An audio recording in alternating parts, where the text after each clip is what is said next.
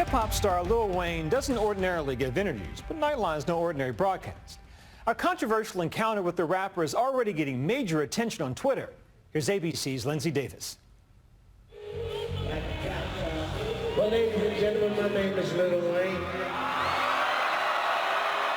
He's a rapper whose lifestyle has all the trappings of a bona fide rock star. I'm gonna marry him. He's my idol. Wayne changed my life with his music. Over the past 3 years, Nightline has been granted rare access to the reclusive hip-hop icon, Lil Wayne. I'm a slave for your ear. I'll die to make what you hear great. Lil Wayne has been making music for nearly 25 years, with hits like Lollipop. A mogul discovering megastars like Nicki Minaj and Drake. Lil Wayne, born Dwayne Carter, was first discovered by New Orleans rapper Birdman, who quickly signed him to his record label Cash Money.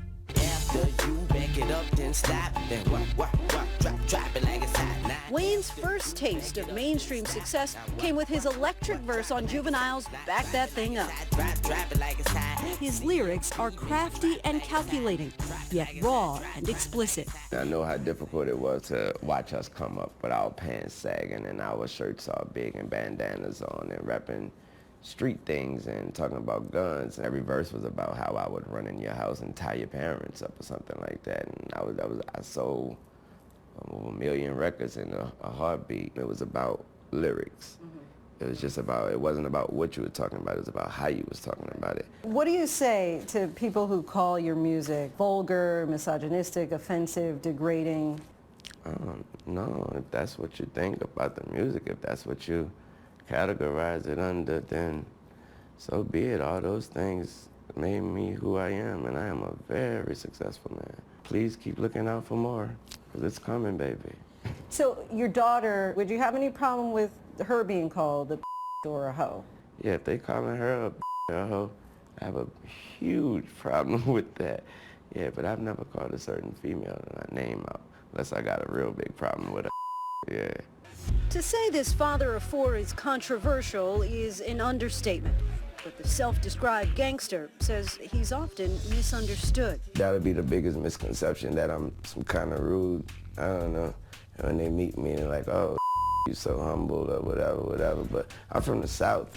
I have to be respectful and everything like that because I have someone to answer to, and that's my mom. But Wayne doesn't really care what we think about him. He's unapologetic in just about every aspect of his life. What's your relationship with weed? Every day? There's God, there's my family, there's my kids, there's music and weed. In that order? Yeah. Our journey with Weezy started back in 2013 at his own private skate park he constructed in Miami. How do you, a self-described gangster, end up being such a prolific skateboarder? I just fell in love with skating, plain and simple. The thing you love most about it is landing the tricks, landing them and landing them well, and being able to say you did that.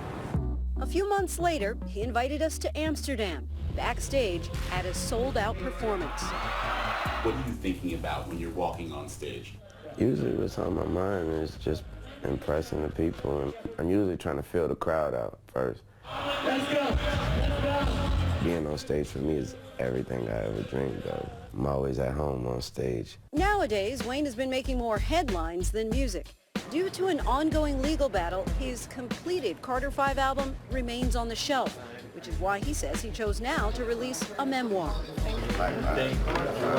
Gone Till November is a diary that chronicles the 8 months he spent at Rikers Island for an illegal weapon possession. When you look back at prison, has it been life-changing? I learned a lot about people. You're all on the same level. You're all going through the same thing. Everybody wants to go home.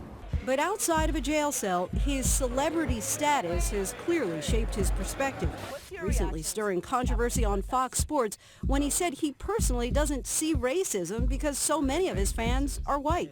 I thought that was clearly a message that there was no such thing as racism. There was a lot of backlash from people about that. Would you change it, what you said, or No, you not still at feel the all. same way? What's your thought on Black Lives Matter? What is it? What do you mean? The idea was that there's this movement called Black Lives Matter, thinking that the rest of America didn't seem to understand that Black Lives Matter. It just sounds weird. I didn't know that you put a name on. It's not a name. It's not whatever. It's somebody got shot by police for a up reason. I am a young, black, rich. If that don't let you know that America understands Black matter these days, I don't know what it is. Don't come at me with that dumb man. My life matter, especially to my. Do you separate yourself from it? I don't feel connected to a damn thing that ain't got nothing to do with me. If you do, you crazy. You connected to this flag right. Because I'm connected. I'm a gangbanger, man. I'm connected. He ended our interview angrily. I ain't no politician. Lil Wayne is in the business of making music, not apologies. For Nightline, I'm Linsey Davis in New York. Really? A man who makes his living using offensive language offended by a question? Okay, that's one way to end an interview. This story's already gotten lots of reaction on social media. Please weigh in with your thoughts.